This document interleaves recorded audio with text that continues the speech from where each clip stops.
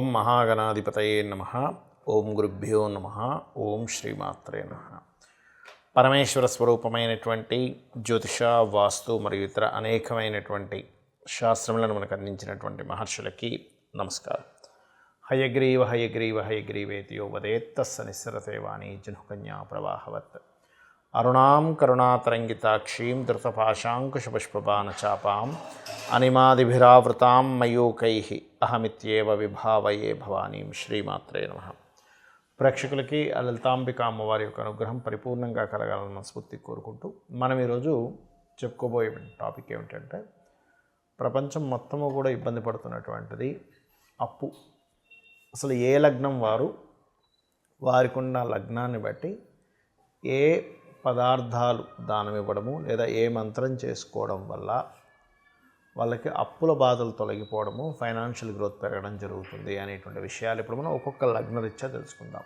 అయితే ఈ విషయాలు చెప్తుంది నేనైనప్పటికీ కూడా చెప్పిస్తుంది సాక్షాత్ లలిత అమ్మవారిగా భావిస్తూ, ఇక్కడ కొంతమందికి లగ్నం తెలుస్తుంది కానీ కొంతమందికి అసలు లగ్నము జాతకమే తెలియదు. మరి వాళ్ళు ఏం చేసుకోవాలి, ఏ గ్రహం ఉంటే అక్కడ అప్పుని పెంచేటువంటిది, దానికి ఏ దానం ఇవ్వాలనేటువంటిది వీడియో ఎండింగ్ వరకు చూస్తే మీకు క్లారిటీ వస్తుంది. సో వీడియో ఎండింగ్ వరకు చూడండి.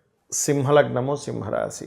సింహం వారికి ఉండేటువంటి గొప్ప లక్షణం ఏమిటి అంటే యూనిక్నెస్ ఎక్కువగా ఉంటుంది. అయితే మీరు రుణ బాధల నుంచి విముక్తి పొందాలి అంటే మీరు ఏ దేవత ఆరాధన చేయాలి, ఏ గ్రహాలకు సంబంధించిన దానం ఇవ్వాలి, ఏ గోసేవ ఏం చేయాలో చెప్తానండి మీకు. మొట్టమొదటిగా మనకి సింహలగ్నానికి చూసుకోవాల్సింది 2 స్థానాల్లో ఏ గ్రహాలు ఉన్నాయి ముఖ్యంగా రుణాలు తగ్గడానికి. అవి ఏమిటి అంటే ఇక్కడ అంటే సింహలగ్నం నుంచి 1, 2, 3, 4, 5, 6 ఈ స్థానంలో ఏ గ్రహాలు ఉన్నాయి, ఈ అధిపతి ఎవరు. ముఖ్యంగా సింహలగ్నానికి శని 6వ అధిపతి. అదేవిధంగా 11వ స్థానం కూడా చెక్ చేసుకోవాలి. ఈ 2 స్థానాలకే సంబంధించిన దానం మొట్టమొదటిగా ఇవ్వండి. అంటే ఏమిటి, నువ్వులు, శని కాబట్టి నువ్వులు, ఇది పెసలు. ఈ 2 కనుక మీరు ఎప్పటికప్పుడు బుధవారం శనివారం ఇస్తున్నట్లయితే చాలా మటుకు రుణ బాధల నుంచి బయటపడతారు. ఇక రెండవది ఏమిటి అంటే ఈ రాశుల్లో ఏ గ్రహాలు ఉన్నాయో చూసుకోండి ఫస్ట్. అంటే ఈ 6వ స్థానం, లగ్నం నుంచి 6వ స్థానంలో సర్వసాధారణంగా పాపగ్రహాలు ఉంటే మంచిదే, దానికి పరాక్రమంగా ఉంటారని చెప్తూ ఉంటారు. కానీ ఇక్కడ రుణం కూడా ఉంటూ ఉంటుంది. కాబట్టి ఈ రాశుల్లో కనుక ఈ 6, 11 రాశుల్లో కనుక ఏదైనా ప్లానెట్ ఉంటే ఒక్కొక్క ప్లానెట్కి ఒక్కొక్క దానం ఉంటుంది. మీకు ఈ వీడియో ఎండింగ్లో చెప్తాను, వీడియో ఎండింగ్ వరకు చూస్తే మీకు అర్థమవుతుంది.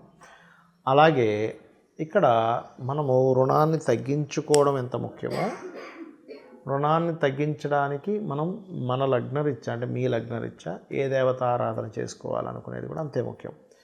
ఈ లగ్నం నుంచి సింహలగ్నం నుంచి 5వ స్థానం అంటే మీకు ధనస్సు అవుతుంది. 1, 2, 3, 4, 5 ఈ ధనస్సు అధిపతి అయినటువంటి గురుగ్రహానికి అధిష్టాన దేవత దత్తాత్రేయుడు. కాబట్టి జయ గురుదత్త, శ్రీ గురుదత్త లేదా ఓం దిగంబర దిగంబర శ్రీపాదవల్లభ దిగంబరాయే నమః అని చేసుకోండి. అప్పుడు ఏమవుతుందంటే మీకు రుణ విముక్తి అనేటువంటి జరుగుతుంది. దాంతోపాటు మీకు 5వ స్థానాధిపతి ఒక ఎత్తు అయితే, పంచమంలో ఉండే గ్రహం మోస్ట్ ఇంపార్టెంట్. కాబట్టి పంచమంలో ఏ గ్రహం ఉంది, అదేదైనా కొన్నిసార్లు ఏమవుతుందంటే అది శనికేతువులు అయి ఉంటారు ఒక్కోసారి. అప్పుడు క్షేత్ర దర్శనాలు ఎక్కువగా చేసుకోవాలి.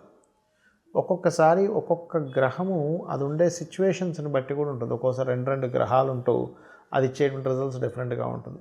అదొకటే ఒక ఎత్తు అయితే, మీ పర్సనల్ చార్ట్లో ఈ పంచమాధిపతి వెళ్ళి ఏ గ్రహంతో కలిశాడు, ఆ గ్రహ సంబంధించినటువంటి దేవత ఆరాధన చేసుకుంటే కూడా మీకు తొందరగా మీకు రిలీఫ్ అనేటువంటి జరుగుతుంది. అదేవిధంగా మీరు ఈ దానాలు ఇచ్చేటప్పుడు పర్టికులర్గా నేను మీకు ఏ రోజు ఏ దానం ఇవ్వాలని చెప్పాను. దాంతోపాటు గోవులకు తినిపించేటప్పుడు కూడా బెల్లము, గోంగూర తినిపిస్తే కూడా తొందరగా మీకు రుణ విముక్తి అనేటువంటిది జరుగుతుంది. మీకు లగ్నం తెలియదు, నక్షత్రం తెలియదు, ఏమీ తెలియదు, అప్పుడు ఏం చేయాలి? ఒకటే గుర్తుపెట్టుకోండి, ఏమీ తెలియదు కానీ అప్పుల బాధలు తగ్గాలి అంటే ఓం అపర్ణాయై నమః అనే మంత్రం చేసుకోండి. ఫైనాన్షియల్ గ్రోత్ పెరగాలి అంటే ఓం సంపత్కరీ సమారూఢ సింధుర వ్రజసేవితాయే నమః అని చెప్పి చేసుకోండి. అలాగే మీకు ఒక గ్రహానికి ఒక దానం ఉంటుంది, దానికి అధిష్టాన దేవత ఉంటుందని చెప్పాను. అంటే ఏమిటి, ఉదాహరణకి మేషలగ్నం అనుకుంటే కనుక, మేషలగ్నం కావచ్చు, ఏ లగ్నమైనా కావచ్చు మీరు పుట్టింది, 6వ స్థానంలో ఉండే అధిపతి మరియు ఆ ఆరో స్థానంలో ఉండే గ్రహాలు ఏవైతే ఉన్నాయో దానికి సంబంధించి దానం ఇవ్వాలని చెప్పాను. అవి ఏమిటో చెప్తాను ఫస్ట్ మీకు. రవి గనక ఉన్నాడు ఆరో స్థానంలో, అప్పుడు గోధుమలు దానంగా ఇవ్వండి ఆదివారం నాడు. ఏ పదార్థమైనా సరే మీరు కేజీంబావు ఇవ్వాలి, ప్లస్ గోధుమలతో రెడ్ కలర్ క్లాత్ ఆదివారం నాడు ఇవ్వండి. ఏ పదార్థమైనా కేజీంబావు గుర్తుపెట్టుకోండి. చంద్రుడు ఉన్నాడు ఆరో స్థానంలో, అప్పుడు బియ్యం ఇవ్వండి, ప్లస్ వైట్ కలర్ క్లాత్ సోమవారం నాడు. కుజుడున్నాడు, కందులు దానంగా ఇవ్వండి. ఎట్ ఏ సేమ్ టైం కందులతో పాటు రెడ్ కలర్ క్లాత్ అది మంగళవారం నాడు ఇవ్వాలి.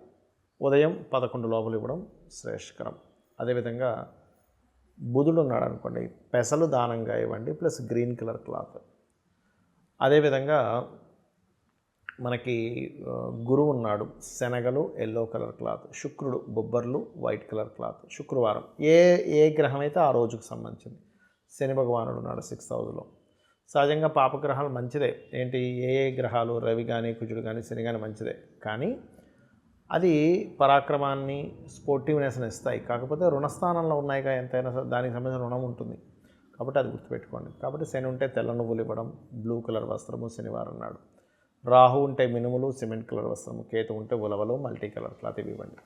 మరి పంచమంలో ఏదైనా గ్రహం ఉంటే దానికి సంబంధించిన అధిష్టాన దేవతకు కూడా మీకు ఉపాసన చేసుకోవాలని చెప్పాను కదా. రవి అనుకోండి సూర్య ఆరాధన, శివారాధన. చంద్రుడు గౌరీదేవి యొక్క ఆరాధన, లేదా రాజరాజేశ్వరి అమ్మవారి యొక్క ఆరాధన. అంటే ఆ దేవతా సంబంధించిన మంత్రం చదువుకోవడం, అష్టోత్తరం చేసుకోవడం చేయండి.